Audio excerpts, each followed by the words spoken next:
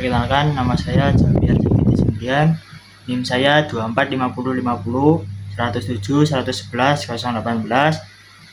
Saya dari kelas G. Saya akan menjelaskan terkait tugas sosiologi peternakan yang tugasnya studi kasus limbah peternakan sapi mengancam ekosistem lembah Cilengkrang di Kuningan. Lanjut ya, saya akan menjelaskan studi kasus saya. Yang pertama ada menganalisis fungsi lembaga limbah peternakan sapi dan yang pertama ada regulasi dan kebijakan pengelolaan limbah diawasi dan diatur oleh lembaga pemerintah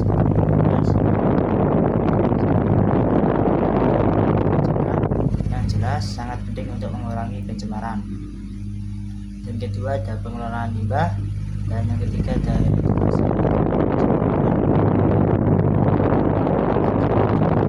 untuk mengajarkan peternak cara mengelola limbah secara efektif sehingga mereka dapat mengurangi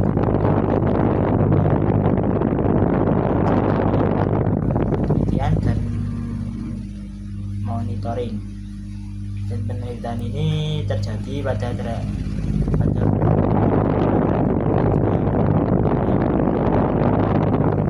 masalah sejak dini, dan kualitas lingkungan ini sangat penting.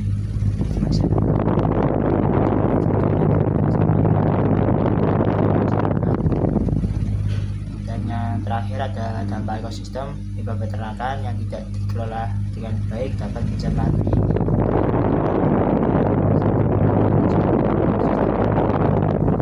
Dan selanjutnya ada membuat ciri-ciri lembaga terkait studi kasus saya. Yang pertama ada pendidikan dan penyuluhan, yang kedua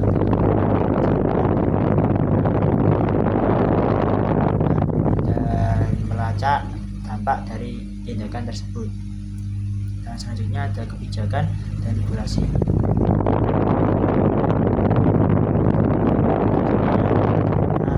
Membuat kebijakan yang memastikan limbah peternakan tidak merusak ekosistem.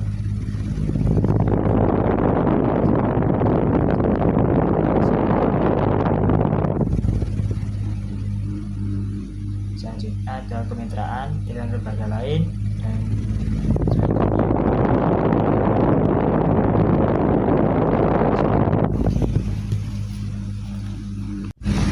dan selanjutnya ada menganalisis fungsi lembaga dan cara mempelajari lembaga dari studi kasus saya. Yang pertama ada pengelolaan limbah dan mengurangi efek negatifnya. Dan yang selanjutnya ada konservasi lingkungan. Dan yang terakhir ada pemberdayaan ekonomi yang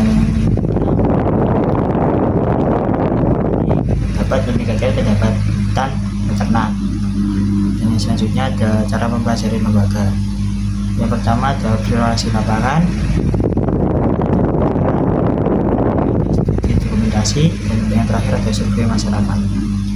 Selanjutnya ada penyimpangan di komunitas, beberapa penyimpangan yang mungkin terjadi. Yang pertama ada kurangnya kesadaran yang berarti sehingga mereka membawa limbah sembarangan. Selanjutnya ada pekan 2, yaitu untuk perubahan yang mungkin ditolak atau diterima pada studi kasus saya. Yang pertama ada pengelolaan limbah yang lebih baik, yang dimana penerapan teknologi seperti reaktor biogas untuk membuat daur ulang menjadi pupuk atau kotoran. Yang kedua ada pelatihan dan penegakan regulasi, dan dimana perubahan yang berpotensi penutupan dan regulasi peternakan. Yang kedua ada pembatasan jumlah ternak, dan yang ketiga ada biaya pengelolaan limbah yang dibebankan kepada peternak. Selanjutnya sosial ini terjadi pada limbah peternakan sapi di lembah Cilengkrang di Kuningan dapat membawa dampak negatif terhadap ekosistem setempat. Sosial dan ekonomi ini peternak kadang-kadang melalui melakukan ekspansi atau pengelolaan yang tidak ramah lingkungan, seperti menggunakan pakan ternak yang tidak efisien untuk meningkatkan produksi peternakan secara sosial di lingkungan sekitar dengan peternak dan pihak sosial tanpa mempertimbangkan lingkungan. Dan yang ketiga ada disintegrasi. Disintegrasi itu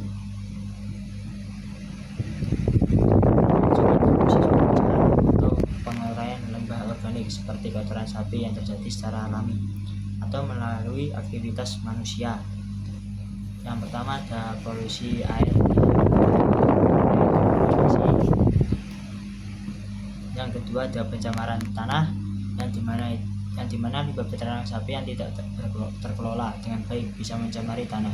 Proses disintegrasi dapat menyebabkan penurunan kualitas tanah karena akumulasi zat berbahaya seperti amonia, bakteri, patogen, dan logam berat yang terkandung dalam kotoran sapi.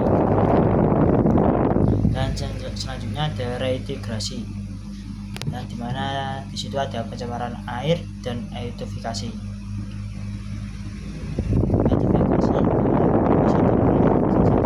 Seperti nitrogen dan fosfor dalam air meningkat drastis yang mendorong pertumbuhan alga yang berlebihan. Selanjutnya ada polusi irigasi secara langsung ke tanah dalam jumlah berlebihan tanpa proses pengelolaan yang tepat dapat menyebabkan pencemaran tanah. Selanjutnya ada klasifikasi. Pada limbah peternakan karena dapat membahayakan ekosistem di lembah Cilengkrang di Kuningan melalui berbagai saluran pencemaran yang merusak kualitas lingkungan dan kesehatan. Selanjutnya ada kebijakan utama dalam sektor peternakan di Indonesia.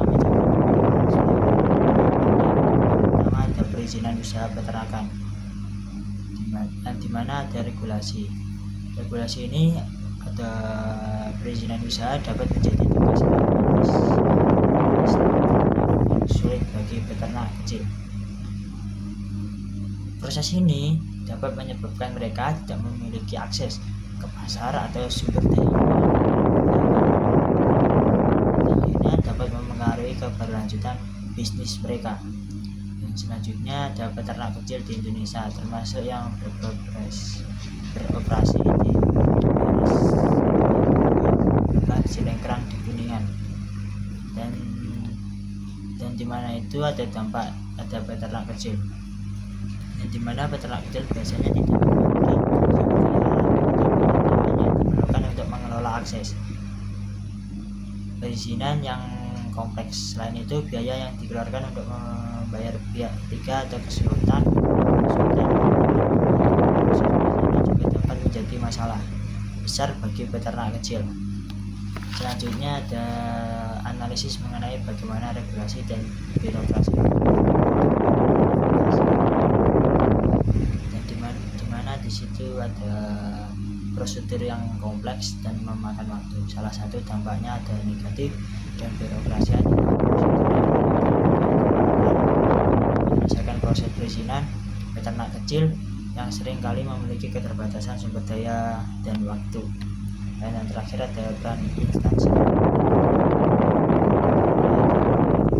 tentang pengelolaan limbah. Salah satu peran utama itu dinas peternakan adalah memberikan penyuluhan dan edukasi kepada peternak.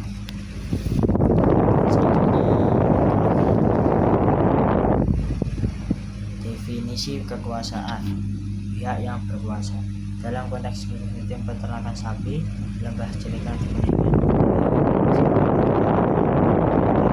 Lembaga pemerintah atau badan pengelola lingkungan untuk mengatur, mengawasi, dan menegakkan peraturan pengelolaan limbah. Dan yang kedua ada pihak yang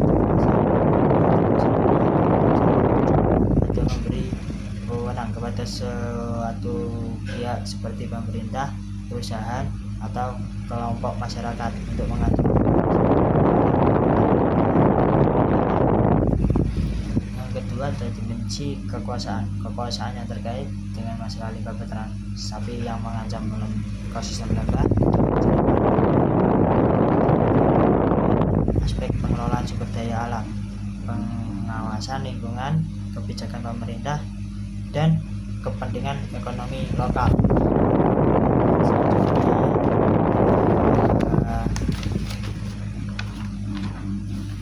Saluran kekuasaan yang dimana disitu ada berbagai. Yang pertama ada pemerintah daerah yang merancang dan menerapkan kebijakan yang berkaitan dengan pengelolaan. Dan selanjutnya ada sumber kekuasaan. Sumber kekuasaan ini terkait limbah peternakan sapi yang mengancam ekosistem lembah Cilengkrang, memiliki otoritas formal maupun pengaruh sosial, ekonomi, dan politik. Kekuasaan ini dari daerah atau kebijakan pengelolaan lingkungan yang dibuat oleh pemerintah daerah Kuningan menjadi sumber kekuasaan dalam perencanaan. Dan itu saja yang bisa saya sampaikan dari penjelasan terkait studi kasus saya. Terima kasih. Wassalamualaikum warahmatullahi wabarakatuh.